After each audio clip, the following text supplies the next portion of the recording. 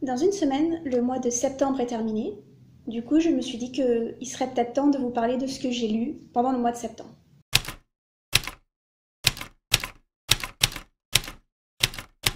Alors oui, je sais, pour vous, on est déjà mi-octobre et je vous ai déjà un peu gonflé sur les réseaux parce que je ne savais pas comment j'allais faire cette vidéo parce qu'il se trouve que j'ai beaucoup lu ce mois-ci, en tout cas plus que de moyenne et surtout des bandes dessinées.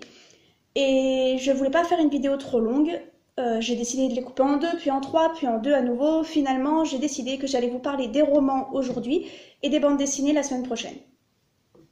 J'espère que ça vous convient. Alors le mois de septembre se termine dans une semaine. Je suis encore en train de lire Fille de rouille de Gwendoline Kist. J'aime énormément et j'espère vraiment pouvoir vous faire une vidéo uniquement sur ce livre parce que j'ai des choses à dire en fait, en positif principalement. Donc on espère que les 100 prochaines pages ne vont pas me faire changer d'avis. Mais en tout cas, si c'est vraiment une aussi bonne lecture jusqu'à la fin, j'ai beaucoup de choses à dire. Et enfin, j'espère lire avant la fin du mois, mais à mon avis ça se fera pas, Je ne suis pas un gay de fiction de Naoto Asahara. J'en ai entendu beaucoup de bien, il me faisait vraiment envie et je l'ai trouvé à la bibliothèque où je travaille, d'où le petit cache code barre. Du coup, j'espère le lire avant fin septembre, mais j'en suis pas certaine. Donc il sera sûrement dans un wrap-up d'octobre ou dans une vidéo à lui tout seul. Du coup, j'ai mon petit bullet journal juste là, et on va commencer par la grosse déception de ce mois-ci. J'ai lu The Keeper of Lost Things. Je vais essayer de trouver une photo parce que je ne me souviens plus du nom de l'autrice, il me semble que c'est une autrice, et ça a été une déception totale. Il me semble que ce livre, ça a été un best-seller, enfin ça s'est super bien vendu, ça a été le livre de l'année, enfin tout ça, et moi je voulais absolument le lire. J'avais un petit peu peur parce que c'est de l'adulte, et si vous me connaissez, vous savez que j'ai encore pas mal de mal avec l'adulte, mais au-delà de ça, c'était pas intéressant.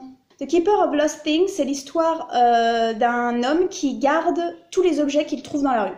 Il garde tout ce qu'il trouve, et il écrit des nouvelles sur ces objets. C'est plus ou moins ça l'idée. Et le jour où il meurt, il demande à son assistante de ramener le plus de ces objets possibles à leur propriétaire. Dans l'idée, honnêtement, moi, j'étais partante. Mais uniquement dans l'idée, en fait. J'avais l'impression qu'il y avait quelque chose dans l'écriture, une espèce de magie derrière que j'arrivais pas à comprendre, que le livre essayait de me dire quelque chose et que je passais complètement à côté du message. J'avais l'impression qu'il y avait une espèce de métaphore, une espèce de magie derrière les mots que je lisais, et que j'étais complètement immunisée contre ce qui se passait en fait. Les personnages sont insipides, le personnage principal est inintéressant, ils sont tous inintéressants et je ne comprends pas du tout où l'autrice a voulu aller avec cette histoire de choses perdues, de nouvelles, avec cette histoire de fantômes également, et aussi avec cette double temporalité, je pense qu'on dit comme ça, où on fait des allers-retours en avant en arrière entre cette assistante et entre le couple qui a édité l'auteur qui vient de mourir.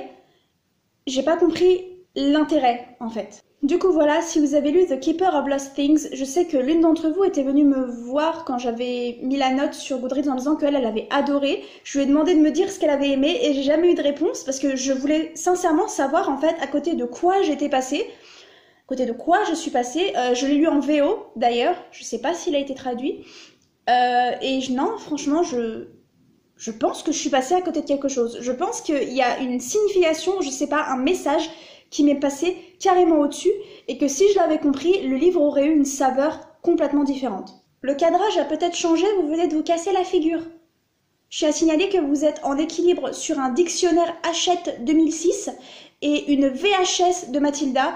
Et en disant VHS, je suis en train de me rendre compte qu'il y en a peut-être parmi vous qui ne savent même pas ce que c'est. Et je viens de me faire un petit coup de vieux toute seule. Pour passer du coup à une autre petite déception, alors celle-ci est plus petite. Béni soient vos entrailles de Marianne Kern. Alors ça me fait encore plus du mal de parler de ce livre en fait parce que l'autrice m'a suivie, je sais plus sur Twitter ou sur Instagram quand j'ai dit que j'allais le lire et du coup j'ai un peu peur de faire ma pub de la pub de cette vidéo et qu'elle voit en fait que j'ai pas aimé son livre. Si jamais vous passez par là, Madame Marianne Stern, j'ai peut-être dit Kern, je sais plus, Madame Marianne Stern, Déjà, merci pour le message dédicacé.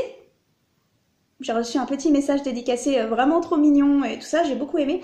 Et le problème ne vient pas de vous. J'ai juste eu beaucoup de mal à rentrer dans votre livre. Ce que j'ai dit dans ma review Goodreads, en fait, c'est que j'aime énormément la forme, mais pas le fond. Je suis tombée amoureuse de la plume. Je trouve que cette femme a un talent absolument phénoménal. Je sais qu'on a dit qu'on disait plus talent, je l'ai dit sur ma chaîne. Cette femme est très douée pour l'écriture, elle sait écrire, on sent que l'univers est travaillé, on sent que la plume est travaillée. C'était une lecture, en fait, très agréable, vraiment belle, vraiment, enfin, voilà, j'ai senti que, ouais, que le texte était beau. Je ne saurais pas comment dire, en fait. Mon souci, moi, c'est que je n'ai pas du tout réussi à entrer dans l'intrigue et je n'ai pas du tout réussi à apprécier les personnages. Du coup, c'est un livre qu'en fait, je conseille énormément. C'est une histoire de sorcières et de démons qui arrivent dans un village, avec des histoires de religion, des histoires de meurtre et tout ça. Et c'est le genre d'histoire qui, moi, me plaise. En tout cas, au niveau des démons, j'essaye de lire de plus en plus d'histoires de sorcières. Mais je trouve pas ce qui m'intéresse, malheureusement. Je pensais que celui-là le serait, mais voilà. Mais au niveau des démons, si vous me connaissez, vous savez que j'écris des histoires sur des démons et que j'aime énormément les histoires de démons, les séries, les films, tout ce que vous voulez. C'était donc une lecture, techniquement pour moi, c'est français, c'est aux éditions du Chat Noir. Et même si je n'ai pas aimé, je vous le conseille fortement. Parce qu'en fait, je pense que c'est juste ce livre-là qui ne m'a pas plu, mais que si je prenais un autre livre de cette autrice, ça me plairait parce qu'au final, j'aime énormément sa plume et je trouve que c'est un travail de dingue qui a été fait dans l'écriture de ce roman et que donc, en fait, c'est juste cette intrigue-là qui ne m'a pas convaincue. Je l'ai conseillé à une copine d'ailleurs. Elle a intérêt à le lire. Je veux tout savoir. Et du coup, maintenant, on passe sur les 3 livres que j'ai absolument adorés. On présente encore celui-là. Non, parce que moi, je pensais que j'étais la dernière au monde à ne pas l'avoir lu. Nadège et Pauline qui vont être contentes. Les 7 maris d'Evelyn Hugo, ça a été une claque dans ma tronche. J'avais vraiment peur de ne pas apprécier, justement, parce que c'est également d'adultes. Et en fait, ça a été un des plus beaux livres que j'ai lu. Alors, je l'ai lu en VO, parce que je ne voulais absolument pas de cette horrible couverture française. C'était magnifique. J'avais l'impression que chacun des mots... Je devrais peut-être vous dire de quoi ça parle d'abord. Au cas où vous viviez dans une grotte. Sachez que je viens tout juste d'en sortir de cette grotte. Je vous avais fait un résumé complètement pourri dans mon haul, du coup on va essayer de se rattraper. Evelyn Hugo, c'est une icône du cinéma, une icône elle est considérée comme une des femmes les plus belles du monde, voilà, elle a fait des films et tout ça, mais elle est aussi connue pour sa vie amoureuse, puisqu'elle a eu 7 maris, et le fait qu'elle reste assez discrète en fait sur sa vie personnelle. Elle décide un jour d'engager une petite journaliste en lui faisant croire qu'elle veut écrire un article sur un événement de charité, si je dis pas de bêtises, contre le cancer du sein, parce qu'elle vient de perdre sa fille d'un cancer du sein.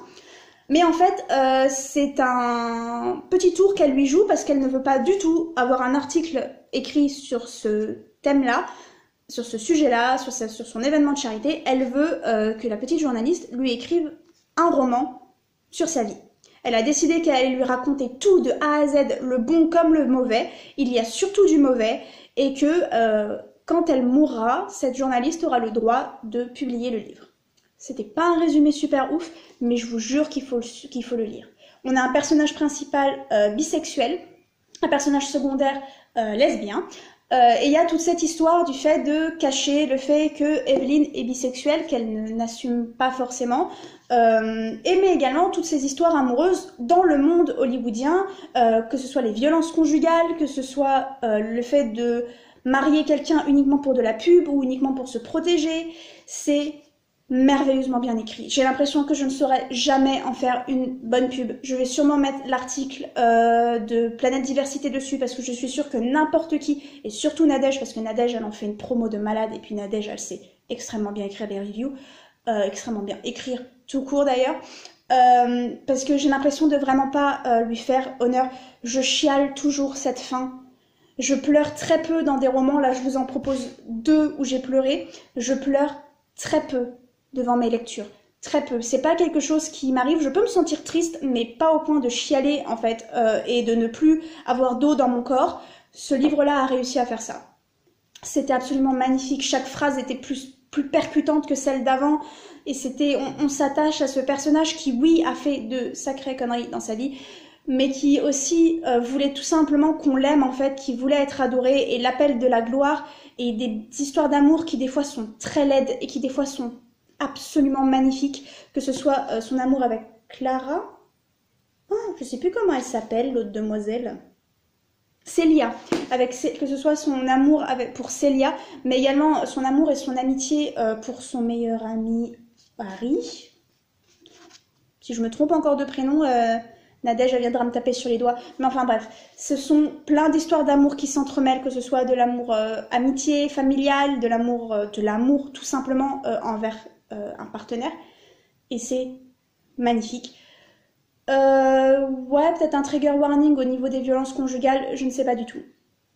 Si jamais c'est quelque chose qui vous trigger, il en est question dans ce roman, et vous allez adorer et détester Evelyn Hugo, tout comme vous allez adorer et détester ses maris, ça dépend lesquels. Le deuxième, c'était un sacré connard. On va rester dans les livres qui m'ont fait chialer du coup. Summer of Salt de Katrina Leno. J'ai essayé de le faire de tête, c'était une mauvaise idée. Summer of Salt de Katrina Leno. J'ai pleuré. Enfin, en fait, je voulais pleurer, mais je ne pouvais pas parce que je lisais ce livre au travail, sur mon lieu de travail, qui est un rayon jeunesse d'une bibliothèque. Je ne pouvais pas trop me permettre de chialer ma vie, mais j'ai lu le dernier chapitre à la maison et ma sœur m'a retrouvée dans un état. Trigger warning, viol et violence sur les animaux. Summer of Salt, c'est l'histoire de Georgina et de sa sœur Marie qui vivent sur une île pleine de magie, où les sorcières existent, où on a plus ou moins conscience que la magie est dans l'air, même si on ne veut pas trop forcément l'accepter. Et toutes les deux, elles vont quitter l'île pour aller à l'université. Elles sont plus ou moins excitées à l'idée, ça dépend, voilà. Ouais, voilà, plus ou moins. Et l'un des plus gros événements de cette île, c'est que tous les ans, il y a un oiseau qui revient. Un oiseau qu'on pense être la réincarnation d'un membre de la famille de Georgina. Et c'est un oiseau qui revient et qui, tous les ans, à la même date, attire des tonnes de touristes parce que c'est un oiseau plein de mystères qui, tous les ans, pond des œufs. Non seulement revient à la même date, mais en même temps pond des œufs qui n'éclosent jamais. Et cette année-là, non seulement Georgina va tomber sous le charme de Prue, une jeune fille venue justement avec son frère pour observer cet oiseau, mais en plus, l'oiseau ne revient pas. C'était merveilleusement bien écrit. Pendant tout le bouquin, il y a cette atmosphère gloomy. C'est le mot que j'ai en anglais, je suis même pas sûre que ça se traduise comme je le pense. C'est une atmosphère lourde, une atmosphère triste, une atmosphère pleine de pluie, parce qu'il pleut, tout ça, mais même tout ça, c'est une atmosphère humide, ouais, on ressent qu'il y a quelque chose dans l'air, il y a quelque chose qui ne va pas, il y a quelque chose de triste dans l'air, et c'est absolument magnifique. La plume est phénoménale, chaque mot, on y croit absolument. Le personnage de Georgina est un super personnage, merveilleusement bien écrit, elle est captivante, on se retrouve dans beaucoup de ce qu'elle dit, de beaucoup de ce qu'elle pense. Et le passage sur le viol est vraiment, c'est très bien écrit, mais ça prend vraiment aux tripes. Et c'est ça en fait, c'est que c'est écrit tellement joliment, c'est bien écrit. Le mot viol est prononcé d'ailleurs, c'est pas juste métaphorique, c'est pas juste comme ça, on dit non, le mot viol est prononcé. En disant justement que c'est mal vu, que tout ça, en disant est-ce que quelqu'un croira la jeune fille qui s'est fait violer. Enfin voilà, c'était tellement beau et c'était plein de magie et c'était extrêmement triste. Je l'ai lu pratiquement d'une traite, j'arrivais plus à le poser.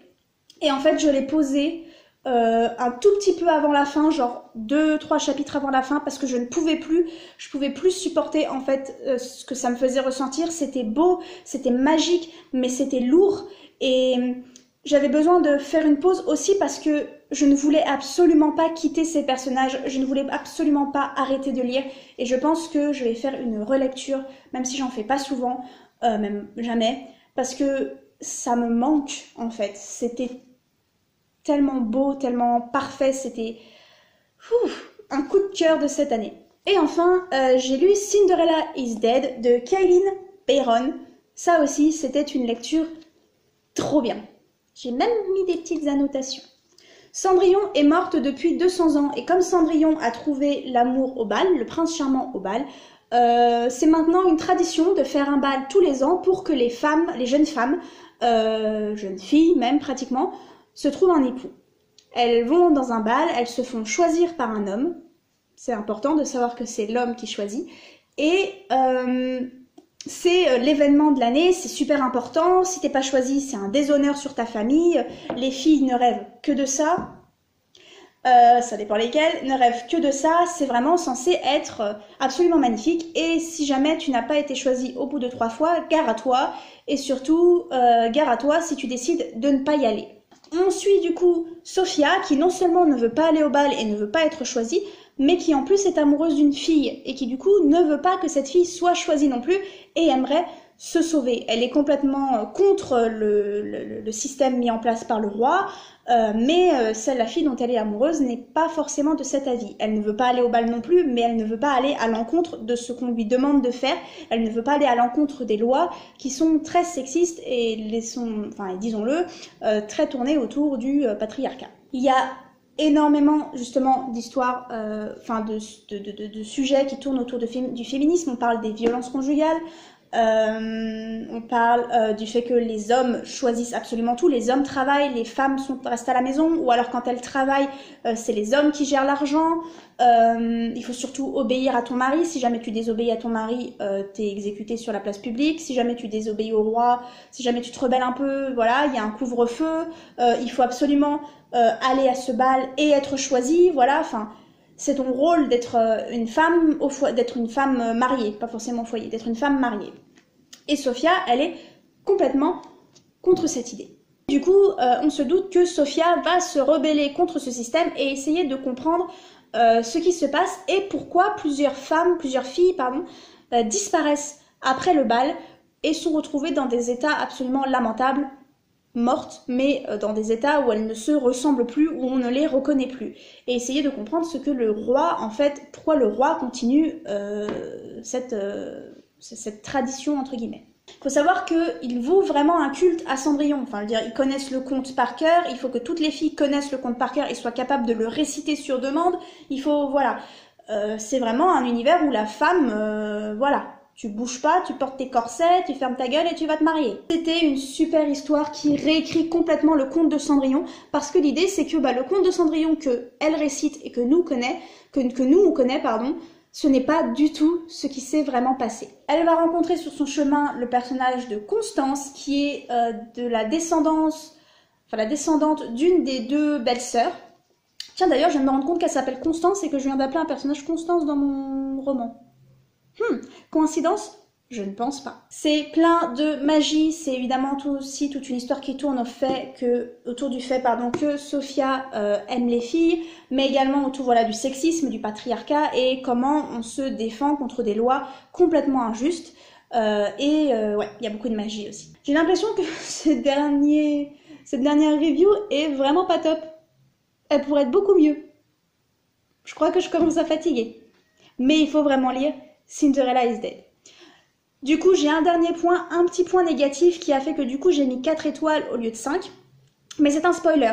Du coup, si jamais vous ne voulez pas vous faire spoiler la fin, arrêtez la vidéo tout de suite et on se revoit la semaine prochaine pour les bandes dessinées. Et dites-moi si jamais vous avez lu ou que vous voulez lire un de ces livres, n'hésitez pas à m'en parler. Petit spoiler. Au bout d'un moment dans le livre, je ne sais plus où c'est, alors je ne sais pas si je vais le retrouver. Je ne le retrouve pas. Enfin bref, à un moment donné, il est dit qu'il ne suffit pas en fait de faire tomber le roi. Ça c'est quelque chose qui arrive souvent dans des livres où en fait on part du principe que c'est un méchant qui est vénéré de tous, mais si lui on le défonce, les problèmes vont être résolus. Et dans ce livre, à un moment donné, je ne sais plus qui a son dialogue et qui dit « il ne suffit pas de défoncer le roi en fait, parce que le roi il a ses sujets, il a ses fidèles, il a des gens qui sont d'accord avec eux et des gens qui ont trop peur en fait de se défendre et également des gens qui veulent sa place et qui veulent faire perpétuer également la tradition. Et du coup il y a toute cette question qui est soulevée de ok, on fait tomber le roi, mais ça risque pas d'arranger la situation. Et j'étais vachement contente de lire ça où je me suis dit ah enfin à la fin, on va avoir quelque chose, on va avoir tout un truc autour du fait qu'il ne suffit pas de faire tomber le roi. Eh bah si. Alors j'irai pas jusqu'à dire qu'il suffit de faire tomber le roi. La fin est un peu ouverte, on ne sait pas trop ce qui se passe après que le roi soit tombé. Mais on part quand même du principe que bah, les gens croient Sophia et Constance, les gens acceptent le changement et personne ne se rebelle et aucun des gardes ne décide de les exécuter sur la voie publique, aucun des gardes, enfin aucun prince d'une autre vallée ou je sais pas décide de prendre le trône. Enfin, on nous dit qu'une fois le roi mort, la solution, enfin le problème est plus ou moins réglé. Et du coup, je trouve ça dommage parce qu'on avait vraiment ouvert sur quelque chose de logique, en fait, qui suffisait pas de descendre le roi, qu'il allait y avoir des fidèles, qui allaient perpétuer la tradition, que la tradition allait rester encore longtemps, voire même ne même pas disparaître, parce qu'ils ont vécu uniquement dans cette bulle, ou quelqu'un qui prendrait le trône, ou quelqu'un et qui continuerait cette tradition, voire même pire. Mais non. Il a suffi de descendre le roi pour que l'histoire se termine en fait et pour que la situation soit plus ou moins réglée. Et j'étais du coup un petit peu déçue là-dessus. Un petit peu. On se retrouve la semaine prochaine pour les bandes dessinées ?